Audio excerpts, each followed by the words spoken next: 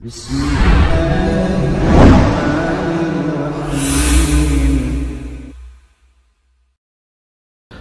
alhamdulillah, wassalatu wassalamu ala ashrafil anbiya'i wal mursalin wa ala alihi wa sahbihi wa man tabi'ahum bi ihsanin ila yaumiddin, amma ba'd.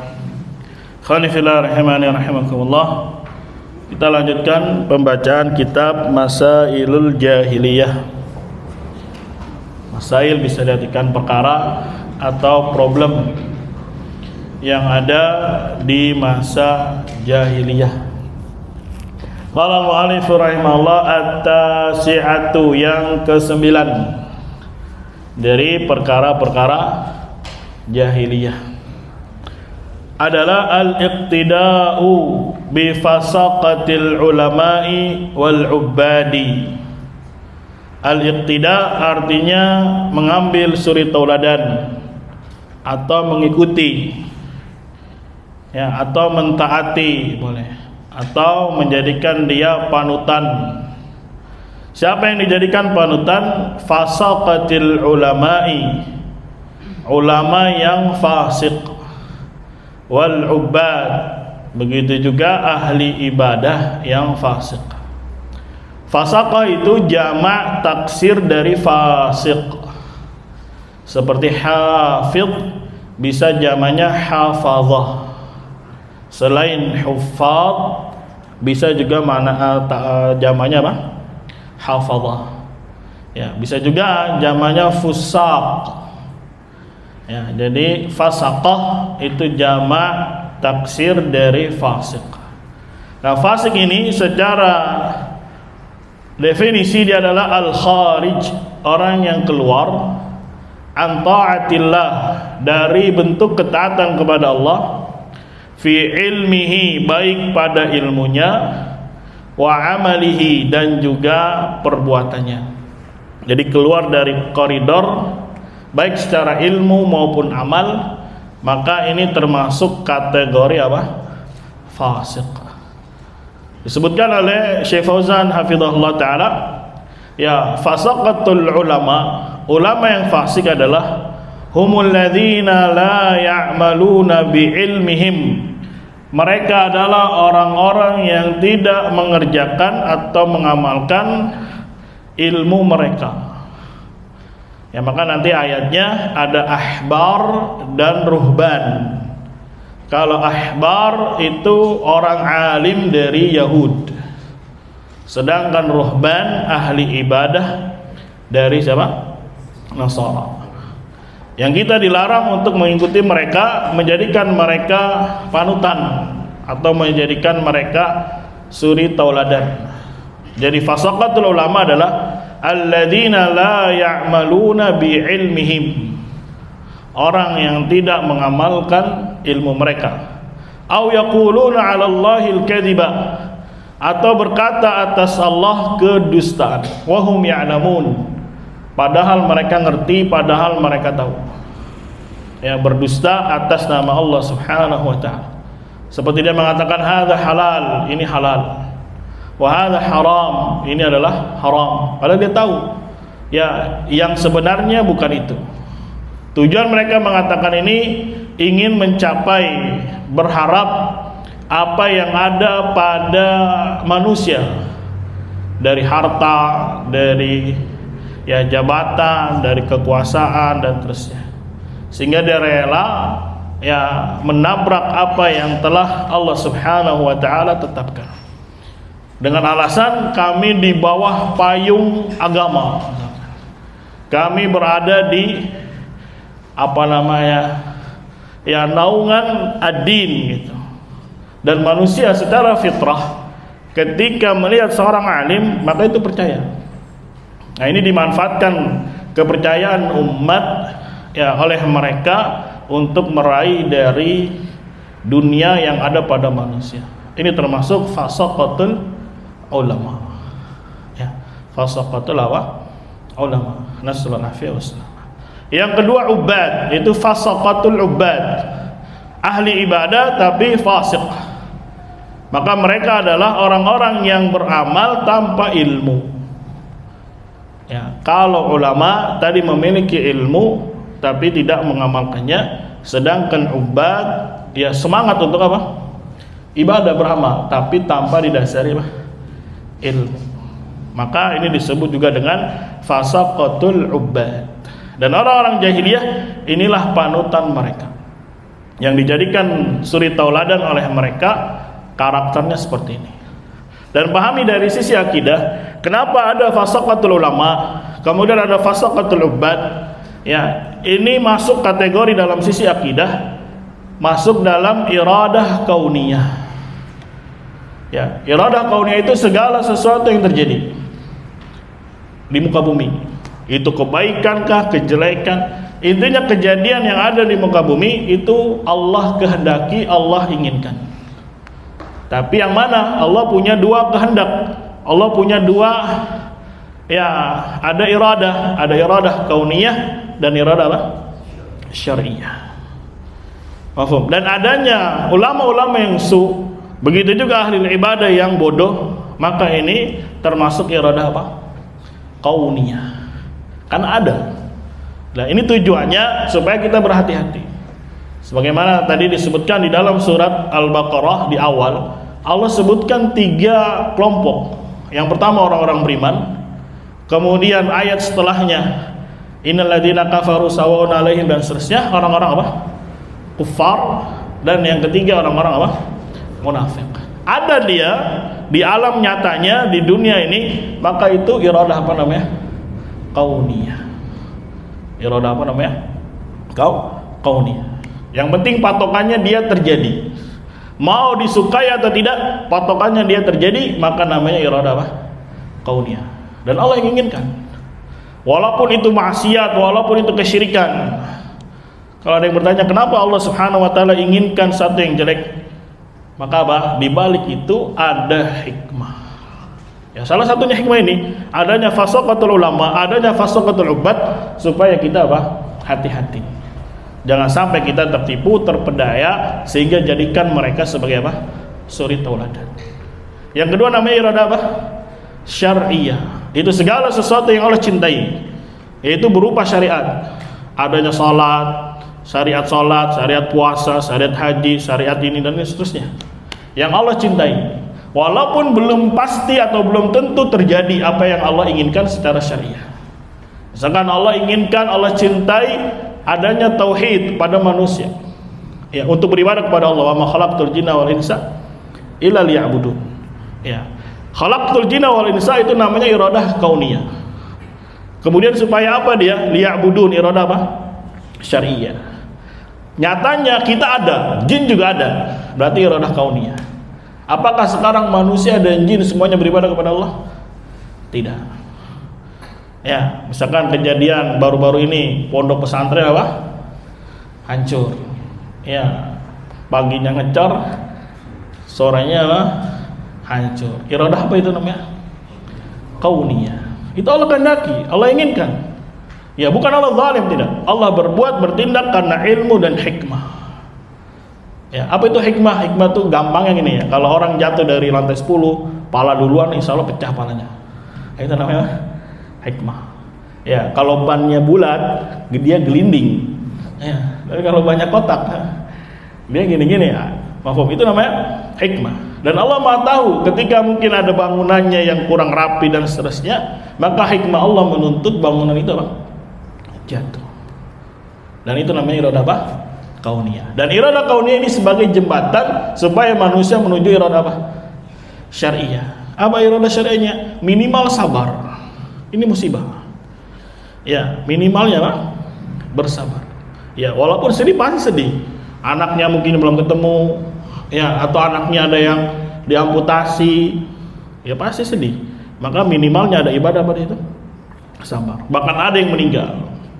Dan itu sudah ketetapan Allah Subhanahu wa taala. Maka kita ya dituntut untuk merealisasikan iradah apa? Syariah yang Allah cintai, yang Allah Subhanahu wa taala syariatkan. Dan adanya ulama fasaqah dan ubadu yang juhal tadi itu termasuk iradah apa? Kauniyah. Yang kita harus kenali siapa karakter ulama-ulama dan siapa orang-orang ahli ibadah yang yang juhal tadi, supaya jangan sampai kita terjatuh ke dalamnya. Mafhum, ini karakter orang-orang jahiliyah, mengambil tauladan fasaqatil ulama dan juga ubal. Fa'ata biqaulihi, maka Nabi sallallahu alaihi wasallam hadir dengan membawa firman Allah Subhanahu wa taala, ya ayyuhalladzina amanu inna katsiran minal ahbar warruhban la ya'kuluna amwalan nasi bil batil wa yasudduna an sabilillah. Wahai orang-orang yang beriman, disuruh orang-orang yang beriman. Ini panggilan dalam bentuk nanti peringatan. Hati-hati wahai kaum mukminin. Bahwasanya Inna katsiran minal ahbar warruhban. Sesungguhnya banyak dari kalangan ahbar. Habar itu dari kata habar, tinta. Ya, diganti atau dipakai untuk orang yang berilmu. Karena ciri khas orang yang berilmu adalah memegang buku dan pena. Jadi disebut dengan habar. Makanya Abdullah bin Abbas dijuluki dengan habrul ummah, tintanya umat ini. Maksudnya apa tintanya umat ini? Ulama yang penuh ilmu, para sahabat yang memiliki ilmu yang luar biasa. Maka dia dijuluki sebagai habrul ummah. Dan habar di sini atau ahbar di sini maksudnya orang alim dari kalangan Yahudi. Apa itu alim? Yang berilmu, ngerti Al-Qur'annya, ngerti kitab sucinya, ngerti ajaran nabinya, tapi disembunyikan, ya tidak disampaikan atau ditakwil atau diubah. Mafhum?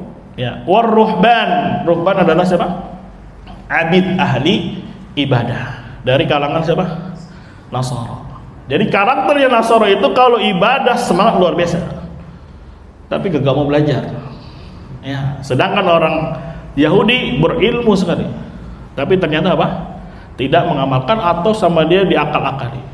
Makanya kalau bicara tentang ekonomi apapun yang paling berkuasa siapa? Yahudi, ya Israel. Makanya kemarin Perdana Menterinya atau Presidennya ngancam, kalau berani lawan saya putus ini, saya putus ini.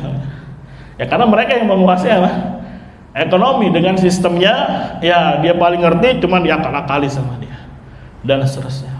Itu orang-orang ahbar, berilmu tapi tidak mengamalkan, merusak ilmu itu, diakal-akali ilmu itu, ya diubah, ditakwil dan seterusnya. Adapun ruhban, maka tadi abid, ahli ibadah dari kalangan Nasara. Ini ada nih, makanya ditanbih, dihati-hati oleh Allah Subhanahu wa taala, ya ayyuhalladzina amanu, wahai orang-orang yang beriman, sesungguhnya kebanyakan dari ahbar dan ruhban. Berarti iroda apa itu? Adanya ahbar dan ruhban. Iroda kauniyah. Apa iroda syariahnya? Kan bertanya-tanya gitu. Maka iroda syariahnya kita minta kepada Allah Subhanahu wa taala agar dijauhkan dari dua karakter ini. Jangan dijadikan suri tauladan. Ya, bukankah kita minta kepada Allah Subhanahu wa taala dalam sehari kurang lebih berapa? Paling sedikitnya 17. Ihdinas siratal mustaqim. Ya Allah, tunjukilah kami jalan yang lurus. Siratal ladzina an'amta 'alaihim. Jalannya orang-orang yang telah Engkau beri nikmat. Tafsirnya siapa? Orang-orang ya syuhada, orang-orang siddiqin, ya para anbiya, orang-orang saleh. Mafhum? Yang betul-betul mengamalkan ilmunya, ya bukan dari kalangan ahbar dan ruhban. Makanya di akhirnya ghairil maghdubi alaihim waladdallin. Siapa maghdub? Yang dimurkai, yaitu siapa? Ahbar, orang yang berilmu dari kalangan Yahudi. Sedangkan dhalin siapa? Ruhban, ahli ibadah tapi tanpa ilmu. Nah, itu iradah syariahnya. Ya itu iradah syariahnya. Ini jadikan patokan segala apa yang terjadi di kehidupan kita, ya mau kita senangi atau tidak, dan itu terjadi, maka itu disebut iradah kauniyah. Itu takdirnya Allah Subhanahu wa taala. Maka dia dijadikan jembatan untuk menuju iradah syariah. Dan Allah menciptakan, menetapkan pasti ada hikmah. Tidak random Allah hadirkan ada ahbar, ada ruhban, ada ini dan ini, ya tanpa hikmah, tidak. Pasti di dalamnya ada hikmah. Maka dipanggil ya ayyuhalladzina amanu, wahai orang-orang yang beriman. Seakan-akan diberikan tahdzir, peringatan bahwasanya ada kebanyakan dari ahbar dan ruhban. Jangan dijadikan dia panutan, jangan dijadikan dia suri teladan. Lihat apa karakter mereka, la yakuluna amwalan nasi bil batil. Betul-betul mereka memakan hartanya manusia dengan cara yang batil. Tadi karena manusia itu kadang tertipu dengan apa? Penampilan, oh ini alim, oh ini ahli ibadah. Maka setiap apa yang dijadikan ucapan dia, perbuatan dia, itu seakan-akan buat orang-orang itu dalil. Maka tidak seperti ini konsep seorang menjadikan panutan. Jangan tertipu dengan seorang alim, jangan tertipu dengan seorang abid, sampai betul-betul dia berada di atas dinul Islam, istiqamah di atas apa? Dinul Islam. Kalau ada yang tanya, kan mereka awam, nggak ngerti, nggak tahu. Ya maka Syekh Muhammad bin Abdul Wahab sendiri membantah ucapan mereka dalam kitabnya Al-Usul Sittah. Ya, usul yang berapa? 6. Apa itu usul yang 6? Perkara-perkara yang gamblang jelas. Bahkan dikatakan yafhamuhu amatul ummah atau ablad, manusia yang paling bodoh, yang paling dungu sekalipun. Yang pertama disebutkan tentang apa? Tauhid dan syirik. Itu perkara yang gampang sekali, yang jelas sekali. Bahkan orang awamnya sekalipun apa? Tahu. Bisa dipahami ya? Kemudian ada beberapa poin lagi, entah nomor 3 atau nomor 4, nanti dicek. Ya, siapa itu ahli ilmu dan siapa itu orang-orang jahil. Ya, bisa dipahami ya? Jadi siapa yang jadi ahli ilmu dan orang-orang yang tidak berilmu, maka itu perkaranya gamblang jelas. Hanya saja terkadang kita tidak mau apa? Cari. Yang penting ada sorbannya gede, misalnya. Yang penting dia ngatung, yang penting dia apa? Bewokan, yang penting apa lagi? Bawain alhamdulillah, berarti udah dia pasti apa? Ya ahlus sunnah, berarti dia adalah ya ahlul ilm, berarti dia adalah ulama, berarti dia salafi. Tidak. Jadi jangan terpedaya, jangan tertipu dengan seorang alim atau seorang abid sampai dia istiqamah di atas apa? Dinul Islam. Mafhum? Qanifillah rahimani rahimakumullah. Sekali lagi itu bentuk iradah kauniyahnya Allah Subhanahu wa taala. Beban kita di situ, ya tadi kita belajar atau masuk ranah akidah. Ada iradah kauniyah dan iradah apa? Syariah. Maka ada dalam ranah uluhiyah, penghambaan kita kepada Allah Subhanahu wa taala, kenali ya siapa yang betul-betul ulama ya dan siapa yang bukan apa? Ulama. Bahkan disebutkan nama lainnya kata Syekhul Islam ulama uddin, ya yang satu ulama uddunya. Ulama dunia seperti ini sifatnya, layak kuluna amwalan nasi bil batil. Yang kedua wa yasudduna an sabilillah, dan mencegah, melarang, ya merintangi manusia dari jalan Allah Subhanahu wa taala. Maka kalau antum tahu karakter dua ini, maka dia dikatakan ulama uddunya, bukan ulama uddin. Ya, bukan kalau saya tulis kalau salah kalamnya Ibnu Qayyim rahimahullahu taala. Ya, ketika kita kemarin bahas syarat-syarat la ilaha illallah pas pembahasan ilmu. Ya. Maka di sana oleh mu'alif ditegaskan, ya terkadang ada syubhat, orang nggak tahu mana yang ahli ilmu, mana yang bukan. Maka dibantah. Ahlul ilmu itu di dalam Al-Qur'an dijelaskan dengan begitu terang, dengan begitu gamblang. Di dalam surat Al-Baqarah banyak di sana dan yang lainnya, bahwasanya orang yang berilmu itu jelas, yang beramal dengan Al-Qur'an ya dan beramal dengan tuntunan nabinya. Ya. Bukankah kita suruh bersyahadat asyhadu an la ilaha illallah wa asyhadu anna Muhammadar Rasulullah. Berarti apa? Dinul Islam ini dinul ilmu. Harus tahu siapa Tuhannya, harus tahu siapa nabinya. Berarti apa? Menunjukkan Allah satu-satunya ilah yang dia sembah. Dan Nabi Muhammad SAW satu-satunya tuntunan yang harus diikuti. Berarti kan jelas sumbernya Al-Quran dan apa? Hadis. Selain itu, ya walaupun dia sorbannya besar misalkan, atau bawa-bawa agama, selama tidak seperti ini karakternya, maka dia bukan seorang ulama Rabbani. Ya. Maka di setiap zaman pasti Allah akan hadirkan ulama-ulama Rabbani. Ya ini harus tertanam dalam hati kita. Nggak mungkin satu masa kosong, semuanya diliputi oleh kegelapan, oleh kejahilan, tidak. Walaupun dia cuma satu, walaupun cuma dua. Makanya Syekh Fauzan julukannya apa? baqiyatus salaf. Apa baqiyatus salaf? Salaf yang tersisa. Ya, di mana manusia ya sudah tidak lagi mengindahkan nilai-nilai agama, tidak lagi kembali berpegang dengan apa yang dituntunkan oleh salaf, ya beliau tegas, terang menjelaskan kepada umat untuk kembali kepada apa? Salaf. Maka dijuluki apa? Baqiyatul salaf. Ya, dulu ada teman ngejek kan, lu kayak begini, keren lu, baqiyatul salaf kata dia. Ya, walaupun dia mengejek dengan nada apa? Mengejek, tapi itu merupakan apa? Prestasi gitu. Ya, bersyukur. Ya, dia tadinya ingin mencela, tapi Allah balas makar dia. Seharusnya kan mencela pakai lafaz-lafaz yang apa? Yang jelek. Malah dibilangnya apa? Ya, wih keren nih baqiyatus salaf kata dia. Ini masih ada WA-nya. Dan ustadznya terkenal lagi, masya Allah. Ya, mafhum. Ya ini, ya mungkin dia pengen mengejek niatnya, ya dengan mengatakan yang begini gaya dakwahnya, yang begini-begini, itu hanya ya orang-orang kuno dan seterusnya, tapi Allah balas makarnya. Yang tadinya niatnya ingin mengejek, tapi keluar dari lisannya itu adalah sebuah hakikatnya pujian. Ya, dengan apa yang kita pegang, dengan apa yang kita dakwahkan, harusnya bahagia, nggak usah sakit hati. Ya, misalkan ada yang mengatakan, wah ulama Najd udah keluar, ya karena ada ya di Facebook misalkan dibilang, wah ini udah nongol ulama Najd. Padahal dia ingin apa?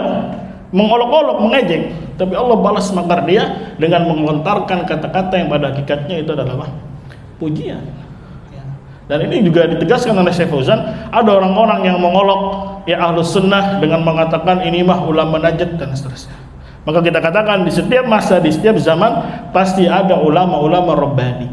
Siapa itu ulama Rabbani? Disebutkan oleh Ibnu Abbas yang mengajarkan manusia dari ilmu yang paling kecil ya sampai ilmu yang paling besar, yang mengajarkan pondasi agama, betul, pondasi agama sampai perkara-perkara lainnya dari agama. Itulah ulama-ulama Rabbani. Ya, jadi antum bisa punya barometer siapakah ulama Rabbani dan ulama yang bukan Rabbani. Maka antum lihat saja kajian-kajiannya. Jikalau yang dia kaji adalah betul-betul akidah, pemurnian akidah, maka dia termasuk ulama Rabbani. Ya, adapun kajian-kajiannya mungkin hanya sebatas perkara-perkara keluarga misalkan anak dan seterusnya, itu yang paling banyak dia dakwakan, maka ketahuilah itu bukan ulama Rabbani. Ya, bahkan dikatakan dengan tegas oleh Ibnu Qayyim ulama dunia. Dan antum lihat saja karakternya pasti apa? Makan harta manusia dengan cara yang batil. Ya, dan juga mencegah manusia dari jalan apa? Jalan Allah Subhanahu wa taala. Bisa dipahami ya? Ya, balik contoh-contoh. Ya, misalkan dengan gaya alasan parenting tapi uang masuknya sekian juta misalkan. Ya. Dan juga mengajarkannya bukan ajaran-ajaran tauhid, ajaran-ajaran akidah. Ini ada saja karakter dua ini pada mereka ulama-ulama yang yang disebut dengan fasaqatul ulama. Jangan sampai apa? Kita menjadikan mereka sebagai panutan. Karena ini karakternya orang-orang apa? Jahiliyah. Dan ini wakil banyak.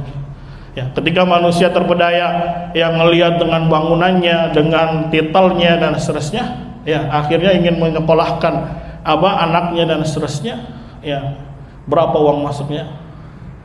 5 juta? Nggak ada. Ya, dengan alasan uang gedung dan seterusnya, ya dijadikan sebuah apa? Ajang bisnis yang masuk di situ bentuk kapitalis dalam apa? Pendidikan. Mengambil harta dari orang-orang sebanyak-banyaknya. Ya, adapun pelajaran yang diajari, ya basicnya aja, namakan sunnah atau islami. Tapi semua lebih banyak pelajaran umumnya. Ya, yang itu bertolak belakang dengan nilai-nilai apa? Syariat. Ya, nggak akan bergabung antara ya yang hak dengan yang batil. Apalagi dalam satu pekan pelajarannya 16. Ya, diniyahnya yang nggak ada setengahnya, matematik, biologi, semuanya macam. Apa yang mau dicetak dari anak-anak yang modelan belajar seperti ini? Ya padahal dia membawa nama apa? Islam, bahkan bukan Islam saja yang dibawa, sekolah apa? Sunnah. Ya sudah bayarannya apa? Mahal, nggak taunya pelajarannya apa? Ya yang diajari malah sekuler dan seterusnya. Nasallallahu alaihi wasallam. Ya ini karakter ulama-ulama apa? Yang disebut dengan apa? Fasaqatil ulama. Nasallahu afiyah wassalamah. Ikhwani fillah rahimani rahimakumullah. Ini yang seharusnya kita sadari. Ya, apa yang ditulis oleh Syekh di sini bukan hanya ya isapan jempol atau cuma hitam di atas putih, tidak. Tapi di masa beliau pun terjadi. Sehingga beliau menulis ini. Bahkan jauh di masa Nabi Muhammad SAW ini pun apa? Terjadi. Ya. Maka jangan sekali lagi tertipu. Bahkan Allah Subhanahu wa taala tegaskan, ya ada orang-orang yang modelannya seperti ini, dikatakan oleh para ulama dia masuknya syirik ta'ah. Ittakhadhu ahbarahum wa ruhbanahum arbaban min dunillah. Mereka mengambil alim-alim mereka, ahli pendeta-pendeta mereka, arbaban. Arbab itu Tuhan. Dari selain Allah Subhanahu wa taala. Nah, dikatakan kok bisa ahbar ini dan ruhban ini jadi arbab? Karena apa yang mereka katakan ya ambil. Apa yang mereka bilang halal, halal. Apa yang mereka bilang haram, haram. Tanpa melihat sandaran dalilnya. Maka ini termasuk syirik ta'ah. Masuk dalam apa? Ranah syirik dalam bentuk taat. Ya padahal taat itu mutlak hanya kepada Allah Subhanahu wa taala dan Rasulnya. Wa atiullaha wa atiur rasul. Ya taatlah kepada Allah dan taatlah kepada Rasul. Ya, nggak boleh dia taat kepada ulamanya, kepada ustadznya, kepada syekhnya. Mafhum apa yang dikatakan ustadznya, sami'na wa ata'na. Dan ini wakil. Ya, kita katakan misalkan dia bawa sebuah fatwa. Kita katakan ya akhi, fatwa antum itu keliru. Bukan begitu maksudnya, bukan begini maksudnya. Ya, dia serta-merta membela junjungannya, membela panutannya yang mati-matian. Padahal apa yang dibawa oleh ustadznya mungkin oleh ulamanya itu tidak sesuai dengan dalil baik dari Al-Quran dan hadis. Nah, maka syubhat yang kencang itu, ya kita kan jahil, kita kan bodoh, nggak tahu mana yang ulama, mana yang bukan ulama. Maka sekali lagi ini dibantah oleh Syekh dalam kitab Al-Usul As-Sittah, bahwasanya yang mana ulama dan yang bukan itu perkaranya gamblang jelas, yang sudah harus tertanam. Bahwasanya namun yang ulama sumbernya jelas Al-Quran, hadis dan pemahaman siapa? Salaful ummah. Di luar itu maka tidak masuk dia dalam kalangan ahli ilmu. Walaupun dia berfalsafah, walaupun dia mentakwil begini-begini seterusnya, tidak dikatakan dia seorang yang berilmu atau membawa ilmu. Bisa kami ya. Kemarin Pak kirim itu kan, ya udah jelas nukil fatwanya atau apa kalamnya para ulama salaf. Ya, tapi ditakwil hampir ijma. Gimana ceritanya hampir ijma? Ya, akan kafirnya orang yang meninggalkan sholat takasulan malas yang dinukil oleh Abdullah bin Syaqiq. Ya, terus dia tahu dengan hampir ijma. Gimana ceritanya hampir ijma? Hah? Ya, karena apa? Ada yang menyelisih dari belakangan, bukan dari kalangan salaf yang menyelisih. Maka tidak teranggap. Untuk apa keluar-keluar mendakwakan Al-Quran hadis dengan pemahaman siapa? Salaful ummah. Kemudian salaf sudah ijma, tidak ada yang menyelisihinya, datang orang belakangan dianggap akwalnya dia. Kemudian disandingkan, mafhum, ya ditakwil dengan hampir ijma. Terus gimana ijma itu? Harus semua sahabat ngomong? Ya enggak. Repot nanti semuanya ngomong. Ya cukup pemuka-pemukanya, orang-orang yang dianggap sebagai sadat, ketuanya misalkan orang-orang yang berilmu. Abu Hurairah sudah ngomong, yang lainnya sudah ngomong. Ya, dan para tabi'in juga berbicara dengan hal itu. Tidak ada yang menyelisihinya. Kok dibilang hampir ijma? Apa maksud dari hampir ijma? Nyaris gitu. Ya, jadi ijma itu harus pol 100%. Ya, kalau misalkan 80% berarti belum. Ini cara beragamnya siapa?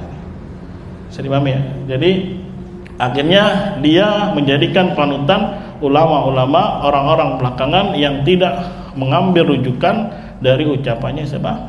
Salaf. Nasallallahu ya wassalam. Kalau mau jujur ya, katanya mengajak manusia kepada Al-Quran, mengajak kepada hadis dengan pemahaman siapa? Salaf. Ya sudah, kaji saja kitab-kitabnya para salaf, bagaimana mereka menghukumi.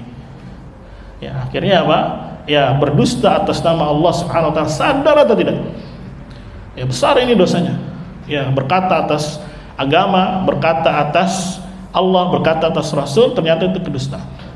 Ya bukankah kita nyerang misalkan pencipta Habib, penjual apa mereka? Agama, ya jualan air, jualan ini dan seterusnya. Ya sama saja. Ya bedanya mereka pakai mungkin air, cerita-cerita khurafat.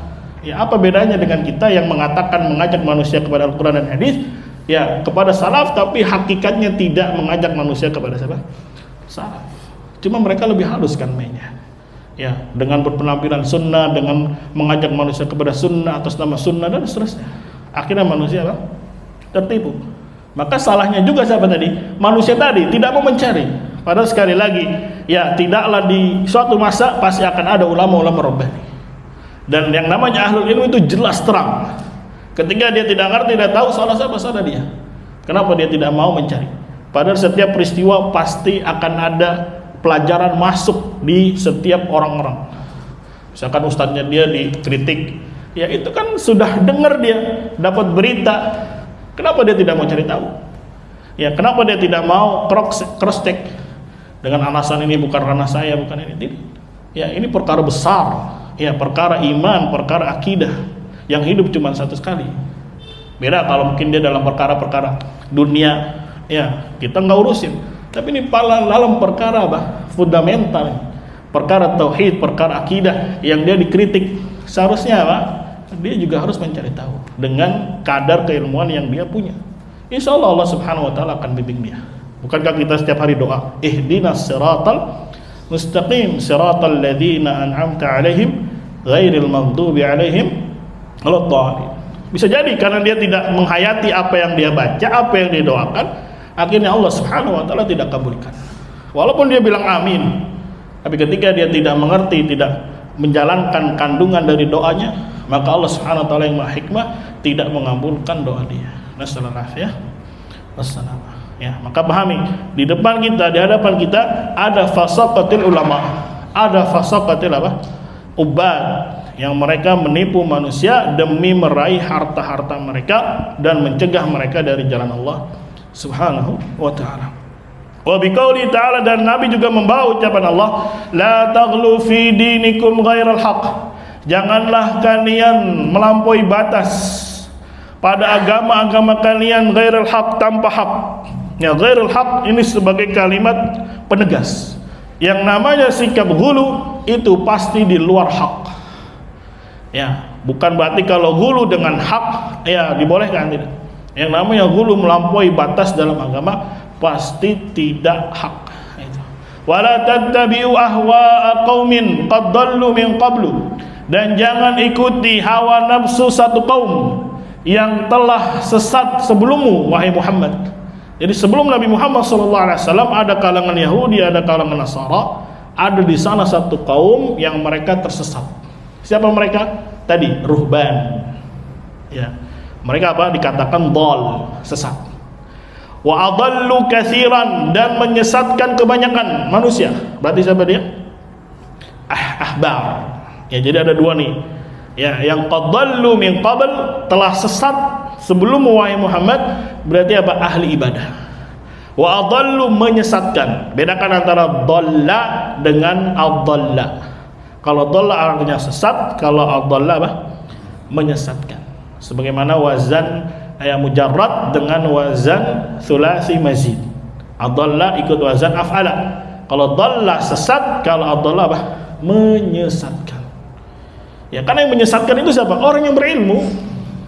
Ya, kemudian apa? Merubah ayat, merubah hadis, mentawil dan seterusnya, akhirnya membuat manusia apa? Tersesat. Jadi jangan dikira orang yang bikin kesesatan itu hanya rajin ibadah, tidak. Tapi kebanyakan yang membuat sesat adalah justru dari kalangan siapa? Ahli ilmu. Yang kita anggap dia ahli mustalah, kita anggap dia ahli tafsir, kita anggap dia begini-begini, nasallallahu alaihi wasallam, tapi ternyata apa? Menyesatkan manusia. Ini kebiasaannya orang-orang siapa? Yahudi. Dan kita dilarang. Lihat kata Allah, wala tattabi'u, jangan kalian mengikuti hawa nafsu satu kaum yang mereka tersesat dari sebelum wahai Muhammad, wa adallu katsiran, dan menyesatkan kebanyakan, wa dallu an sawa'is sabil, dan mereka sesat dari jalan yang lurus. Jadi kita diperingatkan oleh Allah jangan sampai mengikuti siapa yang pertama tadi? Ubad di sini dallu, dan adallu siapa? Al ulama. Tapi ulama yang apa? Asu, nasallallahu alaihi. wassalam. Jadi sekali lagi, ya adanya fasaqatil ulama, adanya fasaqatil ubbad itu bentuk akidah kita kepada Allah dari sisi kita mengimani akan iradahnya Allah yang bersifat apa? Kauniyah. Dan itu tidak bisa dipungkiri, ada. Jadi kalau ada orang yang bilang nggak ada ulama yang sesat, ya berarti apa? Ya orang-orang ini takabar, orang-orang sombong. Orang nyatanya ada. Ya, baik yang menisbatkan diri kepada dakwah Ahlussunnah ataupun di luar dakwah Ahlussunnah. Pasti ada saja orang-orang yang alimnya tapi keluar dari bentuk ketaatan kepada Allah Subhanahu wa taala. Begitu juga ada ubad, ahli ibadah. Maka akan ada konsep dua jenis manusia ini. Ya, ahli ibadah tapi tanpa ilmu.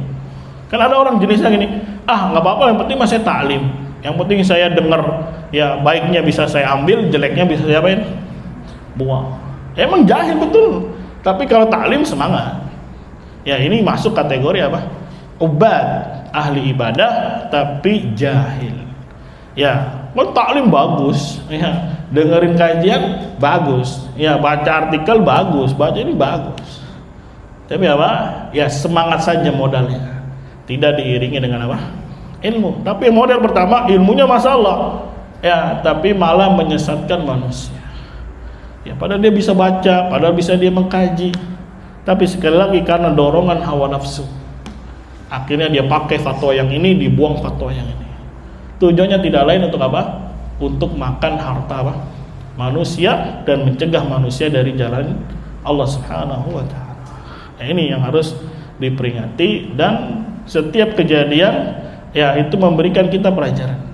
Ya, yang sudah kenal dakwah lama misalkan, pasti ada saja ujiannya. Nggak mungkin Allah Subhanahu wa taala lepas kita begitu saja, tidak. Ada ujian 1, ujian 2, ujian 3, ujian 4 dan seterusnya.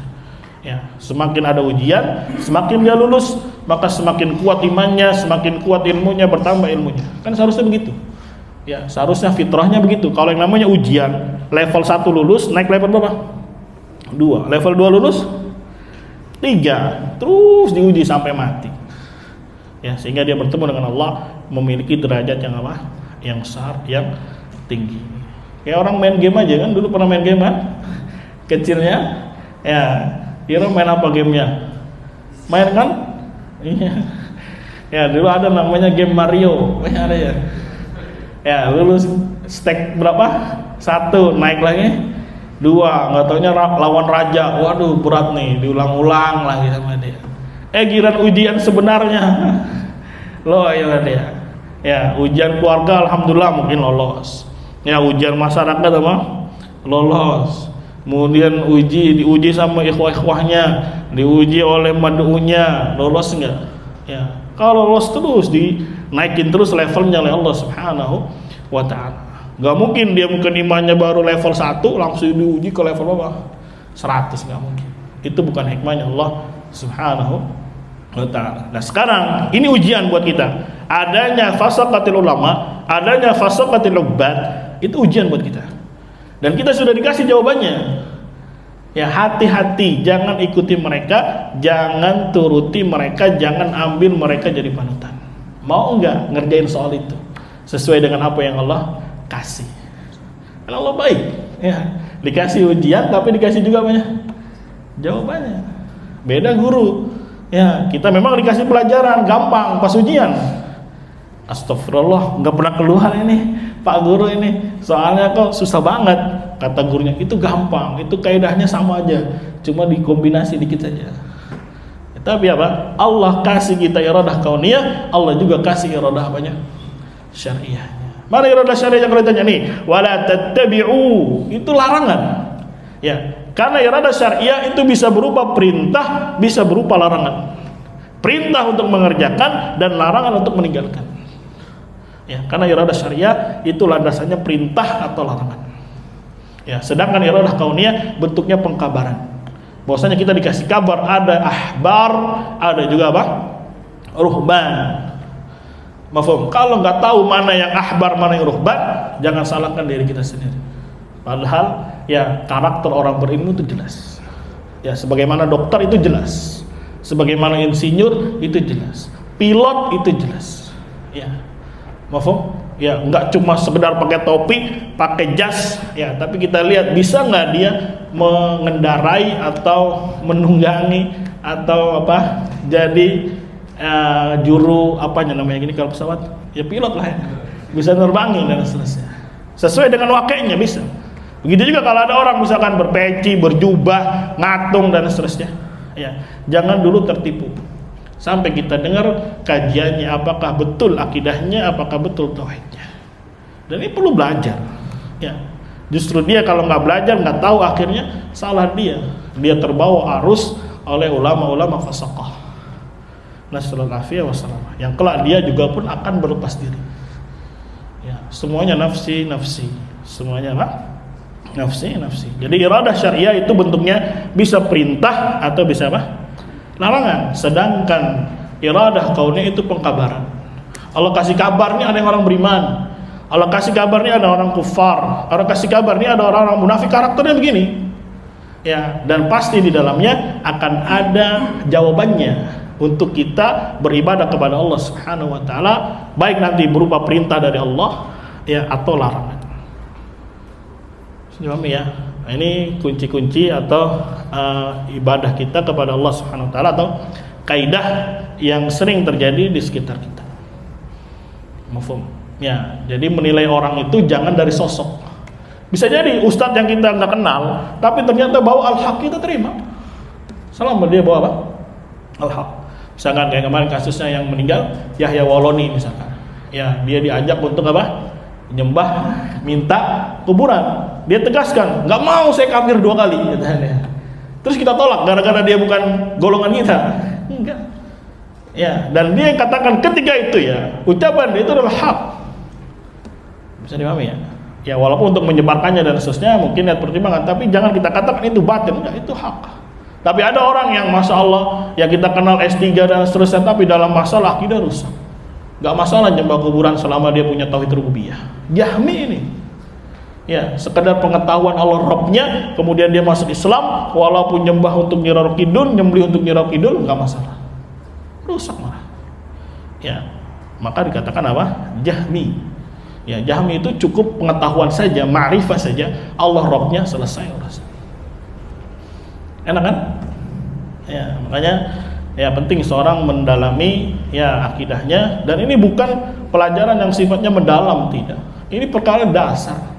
Bahkan di Saudi saja anak-anak SD sudah dikasih tahu, diajarkan. Ya, bahkan Syekh Muhammad bin Abdul Wahab punya kitab Ta'limus Sibyan At-Tauhid. Ajari Sibyan. Sibyan itu anak TK tentang tauhid. Ya, diperkenalkan siapa Rabbnya, siapa nabinya, siapa dinul Islam. Apa itu ibadah, apa itu syirik, apa itu ahli tauhid, apa itu musyrik, dan bagaimana sikap terhadap ahli tauhid dan sikap terhadap ahli musyrik, ahli syirik ada. Ya, alhamdulillah sudah diterjemahkan kitabnya. Ya, Ta'limus Sibyan apa? At-Tauhid, yaitu dari kitab Usul Salasah diringkas untuk anak TK. Mafhum? Kemudian untuk SD-nya lagi baru Usul Salasah, kemudian lebih tinggi lagi kitab At-Tauhid dan seterusnya. Jadi jangan dikira ini pelajaran apa? Yang berat, pelajaran yang wah ini terlalu mendalam belajar akidah. Ya karena kita aja nggak pernah diajarin tentang apa? Tentang akidah. Ketika diajari malah apa? Waduh, ini ustadznya ekstrim ini. Ya, kacau ini. Padahal kita nggak pernah dengar pelajaran-pelajaran ini sebelumnya. Ya, maka alhamdulillah dapat taufik dari Allah Subhanahu wa taala, ya pelajari kembali akidah Islam, akidah apa? Ahli sunnah. Makanya Allah tegaskan dalam surat Muhammad itu ayat 9, fa'lam annahu la ilaha illallah wastaghfir lidzambik. Pelajarilah la ilaha illallah. Kemudian apa setelah belajar? Perintah istighfar. Karena bisa jadi ketika kita belajar, oh ternyata selama ini kita salah. Selama ini kita ya menyekutukan Allah Subhanahu wa taala. Selama ini kita terjatuh dalam pembatal Islam nomor sekian. Maka minta ampun kepada siapa? Kepada Allah Subhanahu wa taala. Ya, menarik itu yang ada mahasiswa S2 di Mesir. Ya, Masya Allah ya, sampai berani dia. Dulu kan itu betul-betul musyrik katanya. Ya, karena setiap pengujian dia lari ke kuburan. Ya, baca apa qasidah. Alhamdulillah Allah Subhanahu wa taala beri hidayah karena dia mau mencari, dia mau bertanya. Ya, sampai apa? Dia berkata, saya baru masuk Islam lagi sekarang. Ya, karena memang begitu katanya. Dia istighfar kepada Allah, minta ampun kepada Allah, taubat kepada Allah Subhanahu wa taala. Ya, tanpa bilang dulu anak jahil, ya tolong beri saya uzur, enggak. Ya, tetap dia terjatuh dalam bab penamaan seorang musyrik, keluar dari apa? Dinil Islam ketika melakukan syirik besar. Nasallallahu alaihi wasallam. Semoga ini bisa bermanfaat. Barakallahu fikum. Ada yang mau ditanyakan?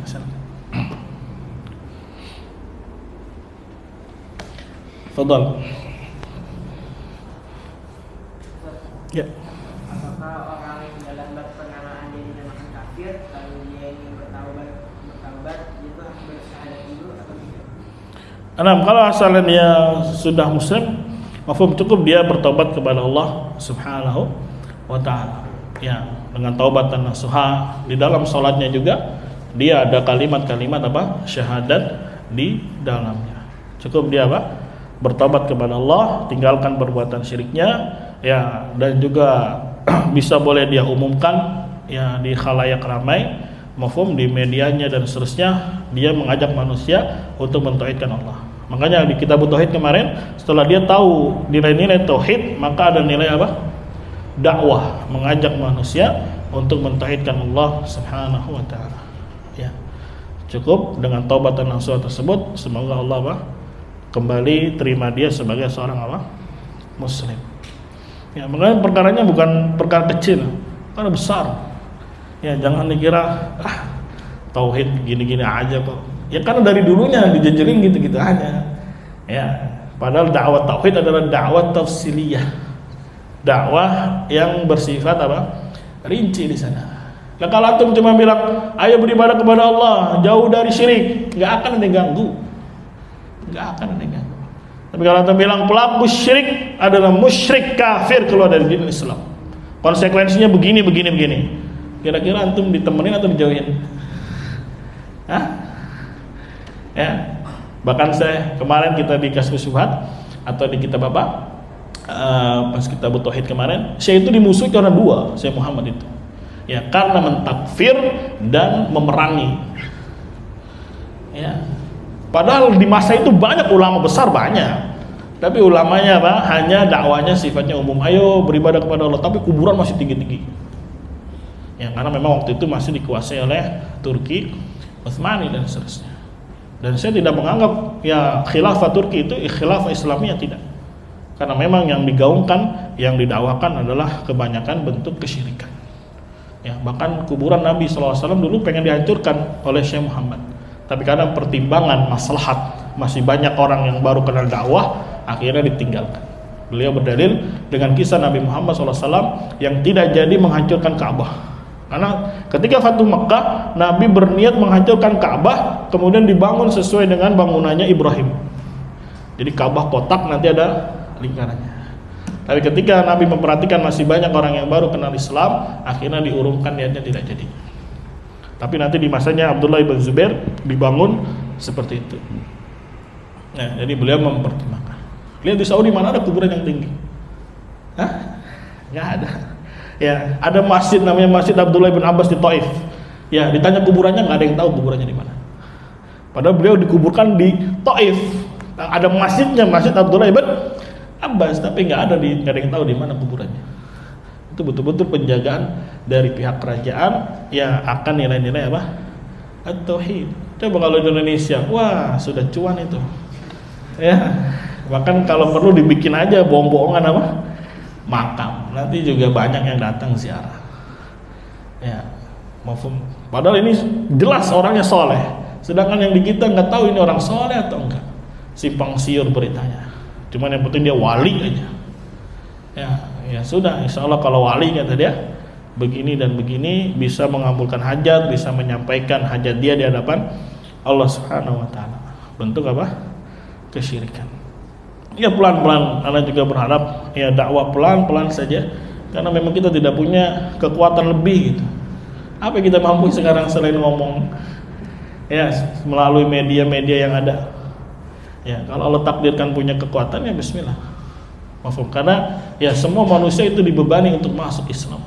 Dan orang yang tahu tentang nilai tauhid wajib untuk mendakwahkannya. menyebarkan kepada manusia agama Allah Subhanahu wa taala, meninggikan kalimat Allah Subhanahu wa taala. Ya. Dulu ana pernah minta nasihat kepada Syekh Jarbu hafizahullah. Syekh, gimana di Indonesia begini-begini? Ya dakwah saja kata beliau. Pelan-pelan sampai Allah Subhanahu wa taala bukakan pintu-pintu kemenangan, pintu-pintu kekuatan.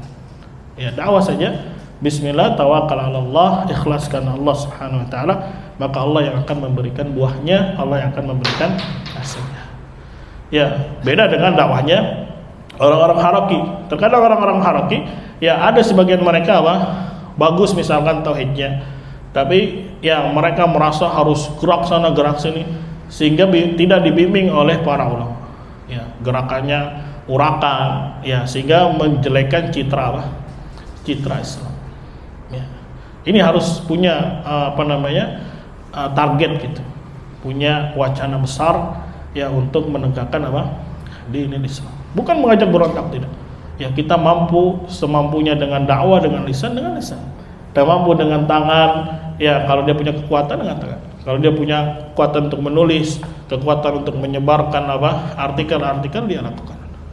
Ya sehingga banyak orang mulai terkena atau mengenal dakwah yang hak, dakwah sunnah yang betul-betul berbasis akidah yang hak, akidah at-tauhid. Pelan-pelan saja, nanti kita merasakan ada buahnya di sana, insyaallah taala. Jangan diam, ya justru ini bisa jadi ladang pahala. Ya, karena tugas kita hanya menyampaikan, sampaikan saja. Ya, dengan ikhlas, dengan jujur, dengan tulus, ya semoga Allah Subhanahu wa taala bukakan pintu-pintu hidayah. Ya, mana tahu ketika ada orang baca kena hidayah. Ya, dapat satu onta merah. Enak. Ya, itu satu loh. Kalau yang kenanya banyak, akhirnya dia bawa ibunya, bawa anaknya, bawa istrinya, masya Allah, dapat pahala di sana. Yang andai kata kita jalankan sendiri saja itu sudah luar biasa. Apalagi sekarang kita tularkan kepada siapa? Manusia. Insya Allah ya akan terkuak ya dakwah yang hak. Allah Subhanahu wa taala ya yang akan menolongnya, karena Allah Subhanahu wa taala adalah Rabb yang aziz, Rabb yang hakim. Wallahu a'lam bishawab. Cukup, ada lagi? Ya.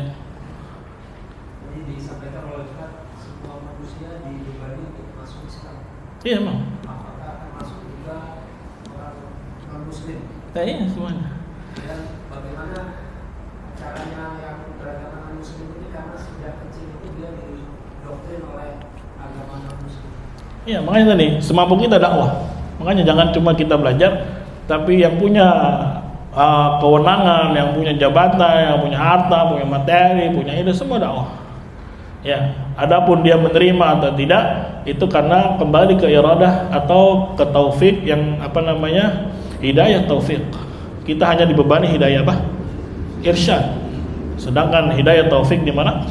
Tangan Allah Subhanahu wa taala. Ya, makanya itu berjenjang. Jangan cuma duduk belajar, tapi juga ada bentuk dakwah. Dan kita tidak dituntut hasil, tidak. Itu hadiah dari Allah Subhanahu wa taala. Kita hanya dituntut untuk berdakwah, menyampaikan. Ya, karena banyak juga orang-orang misionaris cari orang-orang ya yang di hatinya ada penyakit, nyari baca. Banyak. Ya, entah dia mau terima atau tidak itu urusan Allah Subhanahu wa taala. Urusan kita hanya mendakwahkan. Ya. Paham ya? Pelan-pelan saja. Ya. Semoga Allah berikan keberkahan. Cukup? Ya. Mengenai penahanan ini ada konsekuensi hukumnya, Ada banyak? Konsekuensi hukum misalnya wajib atau jadi berdosa kan kita punya kekufuran. Terus kita namanya yakini. Kita nggak mengkafirkan dia secara hati atau misalnya itu ada konsekuensi dosa atau tidak? Nanti lebih jelas di Nawaqidul Islam. Ya, misalkan kita melihat seorang melakukan syirik besar, ya, misalkan dia istighosah kepada mayit, nyembelih untuk penghuni laut dan seterusnya. Ini syirik besar. Ya, maka dicap oleh Allah Subhanahu wa taala mereka orang-orang kufar, orang-orang dusta, ya orang-orang ya musyrik. Maka minimal buat kita itu di hati kita yakini musyriknya dia, bab penamaan. Soalnya bab hukuman itu kan kembalinya ke qadhi. Sedangkan kita hanya dibebani bab apa? Penamaan. Memang ada nanti konsekuensi. Ya, yang bisa kita jalankan sendiri atau memang itu harus keputusan dari hakim. Ya, misalkan ya kita tahu dia adalah pelaku syirik besar, maka bisa kita lakukan konsekuensi untuk kita sendiri, tidak sholat di belakangnya. Ya, tidak makan sembelihan dia. Enggak usah tunggu hakim, ya hakim gimana makan, enggak usah. Ya, atau tunggu hakim dulu ini udah musyrik belum, enggak usah.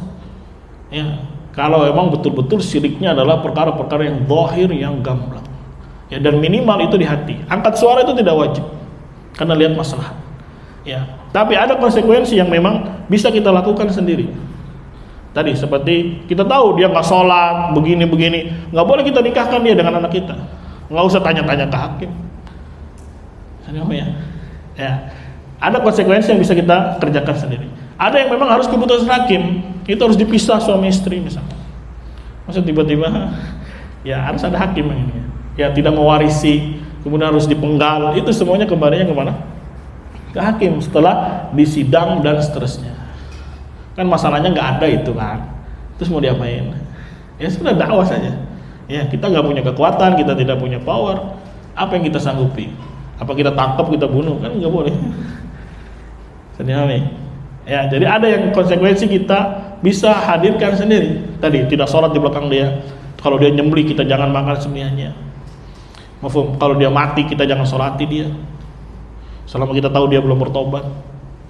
Ya, nggak usah tunggu-tunggu hakim dulu. Ya, hakim dalam urusan apa? Hak gitu. Tapi kalau dalam masalah duniawi boleh kita bermuamalah. Misalkan dia jualan, boleh kita beli sama dia.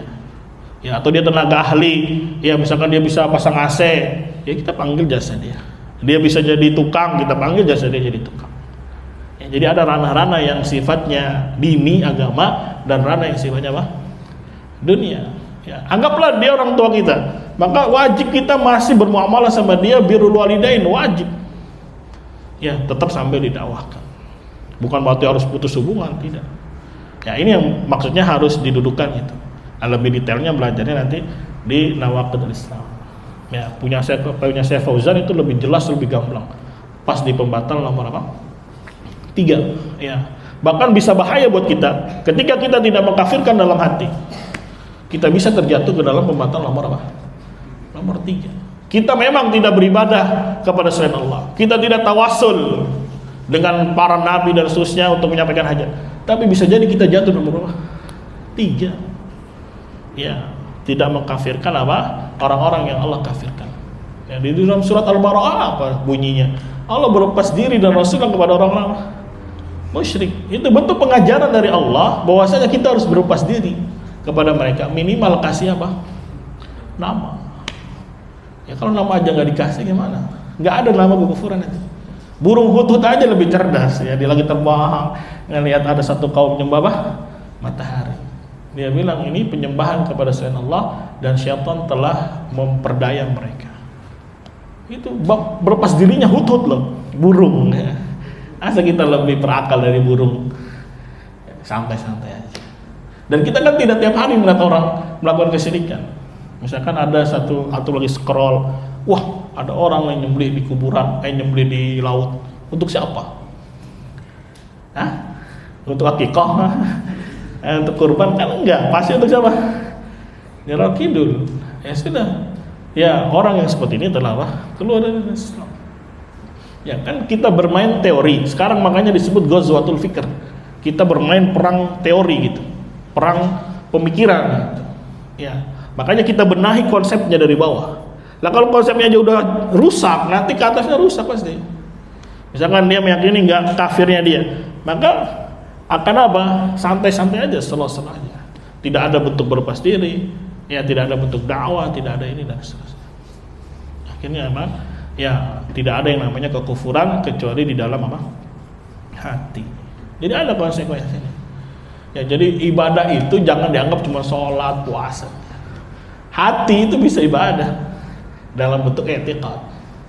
Meyakini apa? Kufurnya para pelaku syirik apa? Besar, itu sudah ibadah.